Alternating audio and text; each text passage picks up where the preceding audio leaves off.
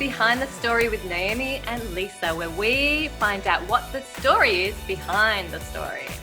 My name's Lisa Renee, and I am from the Collaborative Press, and I'm also a contemporary romance author of the Single Again series. And I'm Naomi Craig. I'm historical author of Rahab's Courage. Awesome. So, Happy New Year, everybody. We made it through 2020, and today we celebrate a new year, a new start. So we just thought we'll touch base and quickly, we've got giveaways. We got giveaways coming out of our ears, don't we, Naomi? Yeah, we've got lots, but you're going to have to watch through the entire video to find out how you can be entered into your the draw for your special giveaway. Yeah, cool. All right. Yeah, we're just touching base, and we're just going to talk about what our plans are for 2021, individually as our author careers, but also for behind the story. Cool. So this has been a cool year in 2020. So for Naomi, because she signed a contract with Celebrate Lit. So it's been so exciting, and it's been cool for me because I've been along the journey and just seeing things happening. And she gave me a peek preview of the book cover. So will everyone get to see this by when are you starting to reveal the book? I'm trying, by the time we air this, it should be public knowledge. So you can look for that in the comments. So awesome. Yeah, I'm just so cool. I just love the colors. It's really professional. So Celebrate Lit got a great graphics designer behind them, and it looks really cool. So so it's Rahab's Courage. So tell me about the series and when it's coming out. So my debut novel, it's historical fiction set in Bible times. My first one is about Rahab, and at the time, I just had this idea just stuck in my head, and I thought, whoa, what if one of those two spies in Jericho actually turns out to be Rahab's husband later on? And it turns out everybody in the biblical fiction world has written about Rahab, including Francine Rivers. So obviously I was not the first person to come up with this idea. And it is the first novel. So, I was trying to be diligent and plug away and actually finish and, let it up to the Lord, because I felt the story needed to be shared. I deal with mental health with it. I walked with a friend through a really dark spot in her own mental health. And, I don't know, like it is what it is. But then meeting all of you ladies, and you all recommended Celebrate Lit. And then right away it was, my publisher's like, yes, let's do this. And I was like, how is this? So it's been really a gift. The whole experience. I'm really, really very pleased with how it's all working, and I couldn't be happier. So that'll be releasing in August of 2021. So yay, I'm super excited. Yay for August. So if you want to be on Naomi's launch team, you have to be very nice to her. Advance copy. That's Sign right. up to a newsletter. So the cool thing when Celebrate Lit came back to you with the contract, they actually offered you not just one book that you submitted, but a series. So tell me a little bit about that. Yeah. So series, I guess, are easier to market. And I didn't think that it was going to be a series because I'd already started plotting my second manuscript about Ezekiel. So chronologically nowhere near Rahab. But then it's just kind of renamed it. The series is Yahweh's Legacy. So it really kind of could fit anybody in the Old Testament or even in the Bible, because it's it's a generic series rather than a chronological series. So I'm excited to share that as well. And it was for 3 books. So, sight unseen. So it was really above and beyond what I could ask or imagine, and the Lord's just open these doors. So I just really feel that somebody out there needs to hear these stories from little old me, So I'm excited to be, I'm already praying for the impact that it'll make a difference for somebody. So awesome. And so that's on Ezekiel, but a lot about his wife as well. So you've got a female main character Yes. in there. Yes. So Ezekiel actually in the Bible, he has a wife. And what was getting to me was when I was looking through the scriptures, I was reading, who reads Ezekiel, right? Who's in the prophets, but I was reading through that for my Bible plan. And his target audience was still Jerusalem when he was exiled in Babylon. Like, how in the world is he supposed to get his message to the people of Jerusalem? And then I look and find out he has a wife. So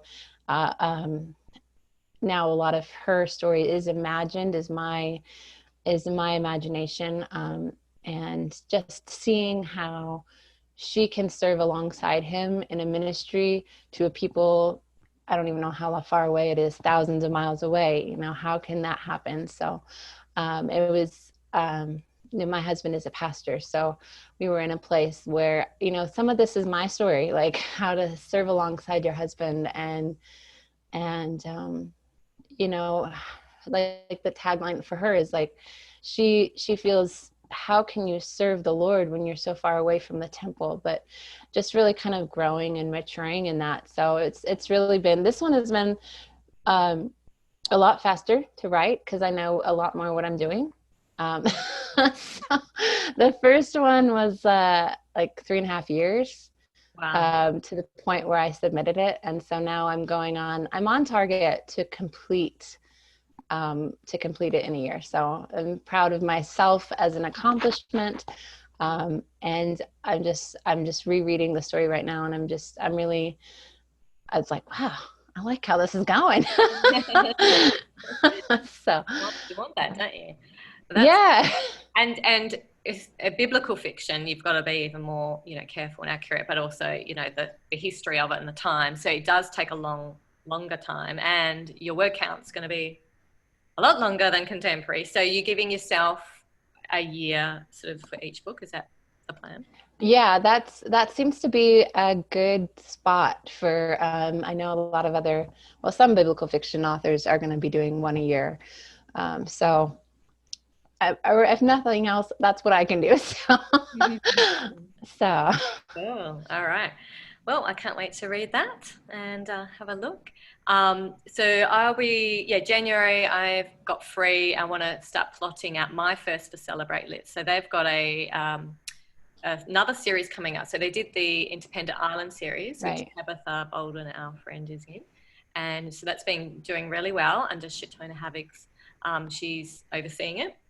So, but she wants something completely different, but it still will be island-based, so it'll be in the South Pacific. And so, she's revealed the covers to us, and they look really beautiful, and showed us all the islands and the names, and we're going to, be plotting our stories and sharing them. So, so it all relates. So my character is a mobile hairdresser.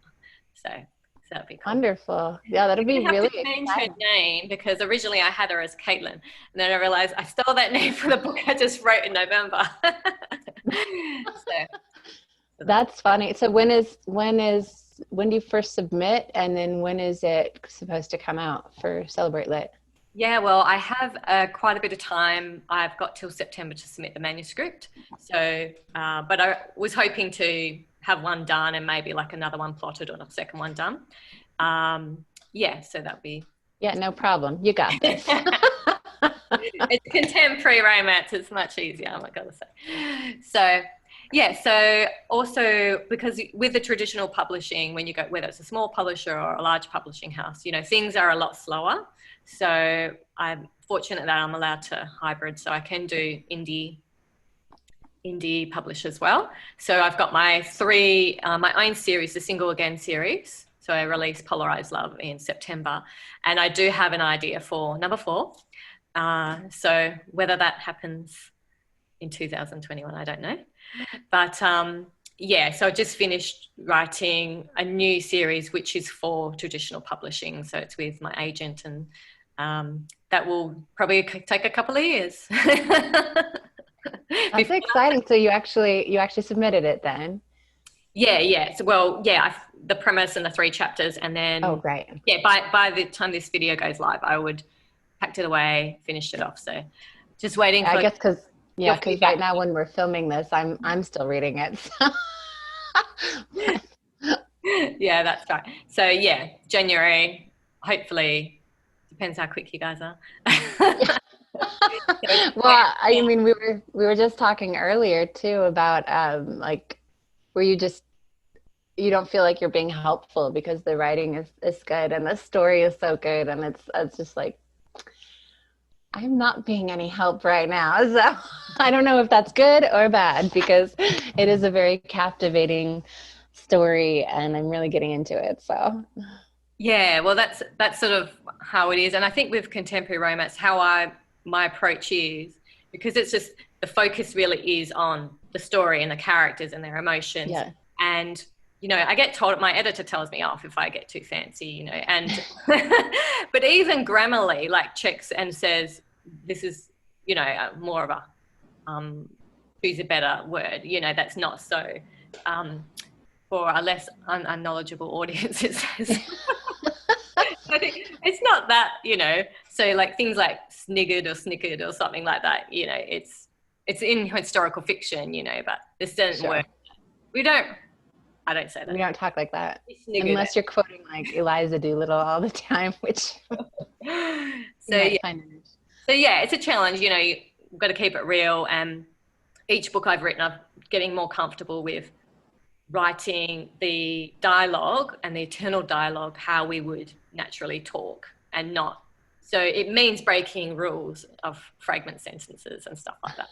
And yeah, the more that I just go with that, the more, because I find it, I like Mandy Blake's books because and Sarah Beth Williams, they just let that flow, and the dialogue is so awesome, and the internal thought, yeah, you just get into it, it doesn't sound awkward. So yeah, so that's why it is easy to read, because you're just getting caught up in the motion and what's Yeah. happening around and what they're doing. And yeah. I figured out a spot where I can be helpful.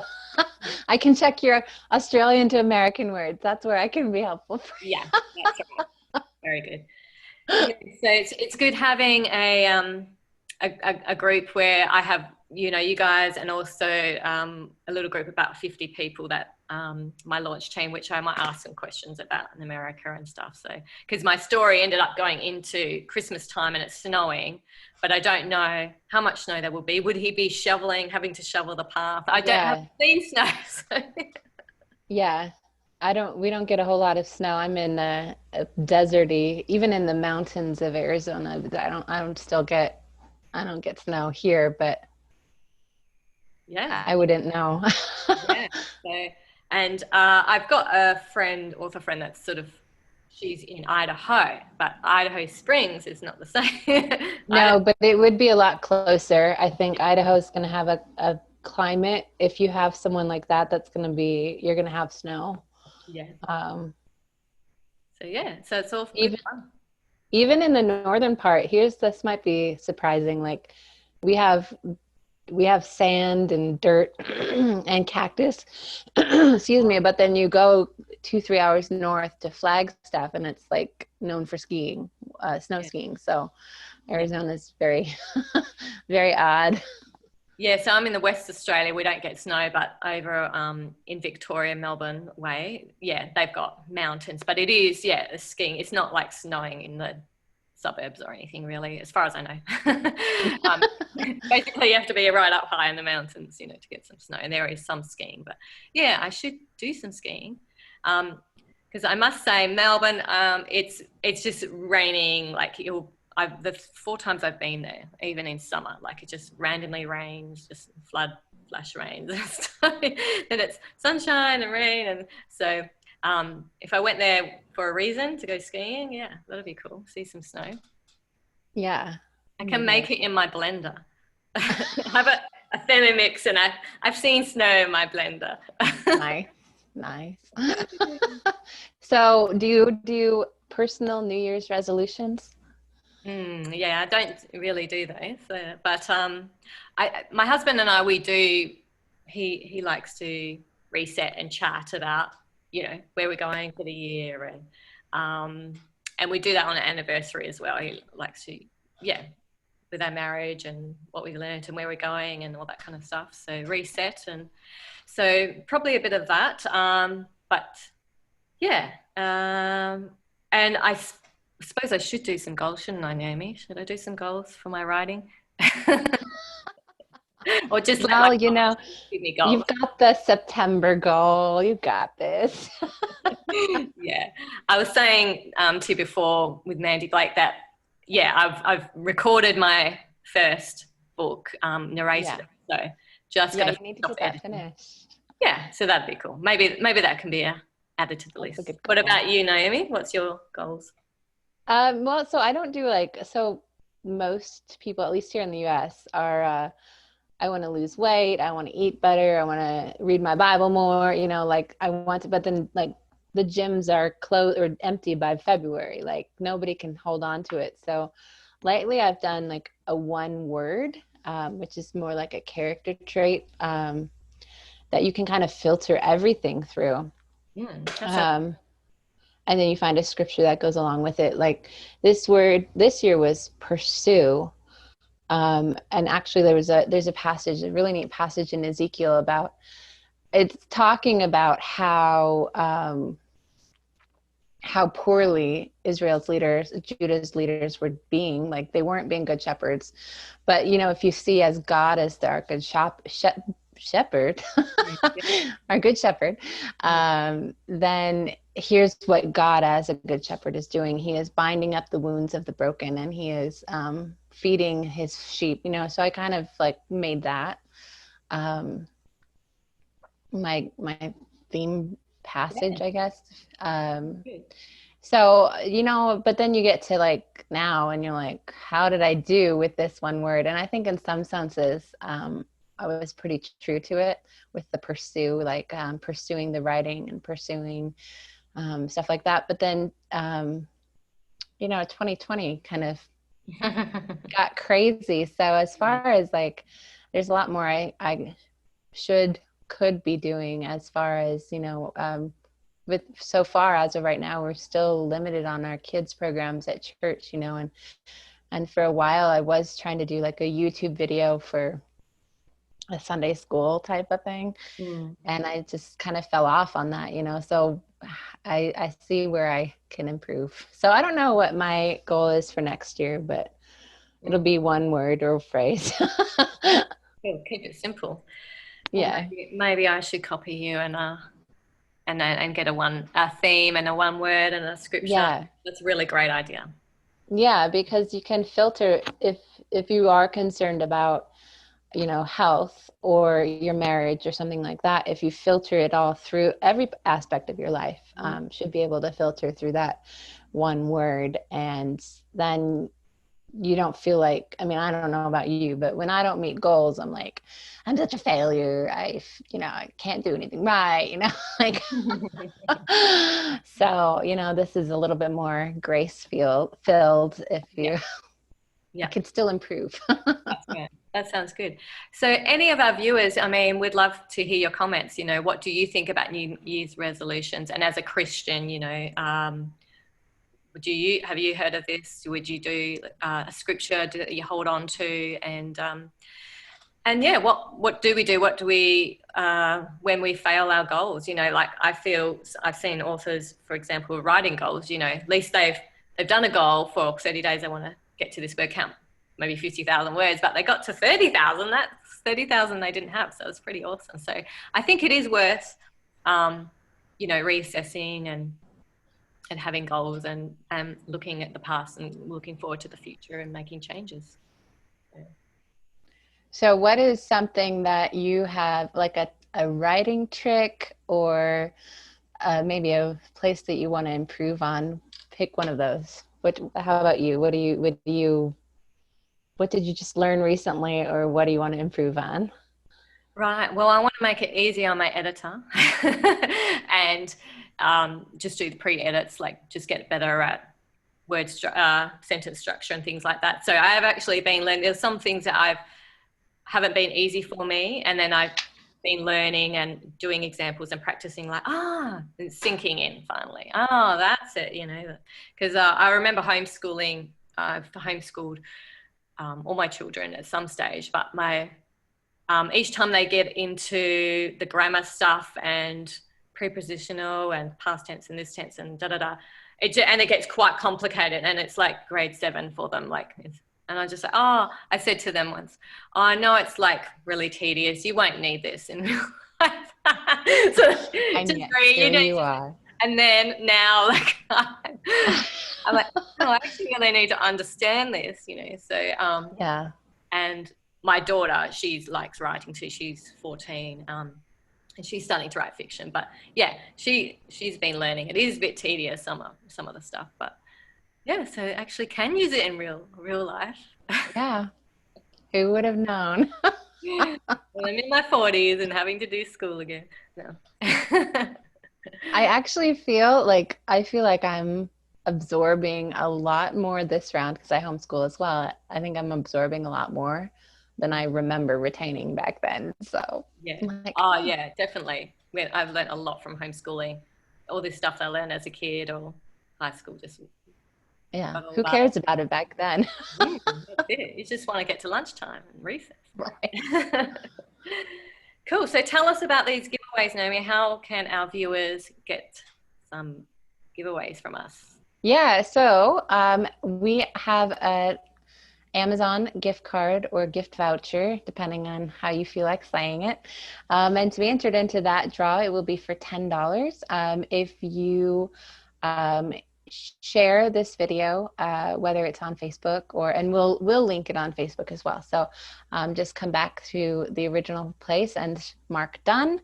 And then you'll be entered into a draw for a $10 Amazon gift card.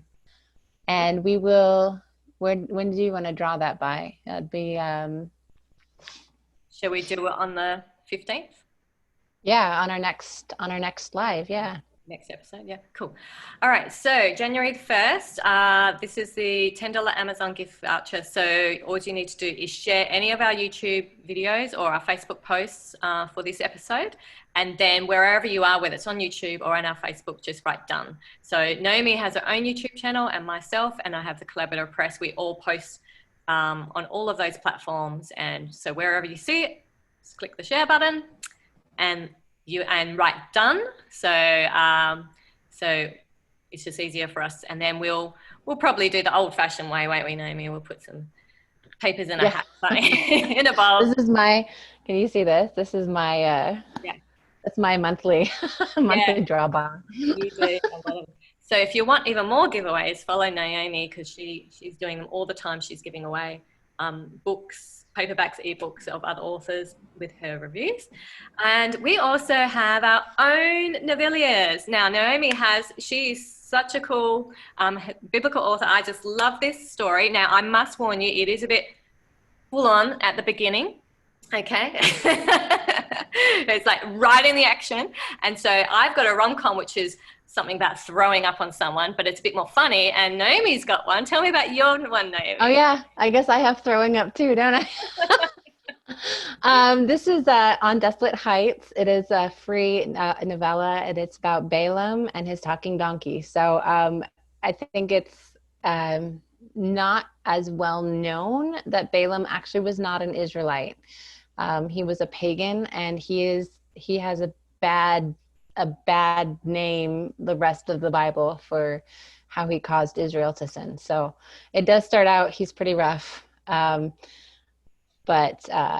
it was fun. That was a fun challenge to meet for myself too, to apply all that my critique partners had said to do better and to do it. So that's for my newsletter subscribers. So everyone wins if you sign up for my newsletter or for Lisa's newsletter. Yeah, cool. That's right. That's on our website, and you can subscribe to a newsletter and get those. So my one is Act 1 of Polarized Love. So the first 6 chapters of this are quite hilarious and lots of romance. And it starts on Rottnest Island, where there's a rare marsupial, the quokka. They're endangered, and the Navy chaplain decides to help the feisty Australian reporter to see what he can do. And even though she threw up on his shoe when she was seasick, Yeah. he forgive her, and that was a really cool connection. So he must be a really nice guy. Yeah, he must be because, he got thrown up on. But no, you're going to love it. It's fun. It's funny. You learn a lot. And you really feel like you're actually in Australia for the US watchers here, because Lisa's style of writing is just so fun and quirky herself. So it's a lot of fun to read. Yeah, I remember Naomi saying, "Oh, do you get lots of people asking you to do tours? Like after you read Polarized Love, you're like, I must have made it sound so great. You're like, and Well, because Beth was like, oh yeah, here, come to church, and then all of a sudden, your day is free, isn't it? You must come and take me on my tour because I need to see your country. Is that Nick when Nick comes along? Yeah, Yeah, yeah. he shows Nick around. So yeah, cool. Awesome. All right. Well, Happy New Year, everybody. And may 2020 be 21, be everything, your heart's desires. And may we seek God first and put him as the author and finisher of our faith. And we've got some really cool authors coming up this year for Behind the Story. And we'll be sharing that on Facebook, who's coming up next. So until then, God bless. Thanks for joining us. So thank you again for joining us today on Behind the Story with Naomi and Lisa. Don't forget to click on the links and subscribe to our YouTube channels, and you'll keep up to date with our author interviews. Have a great week. God bless.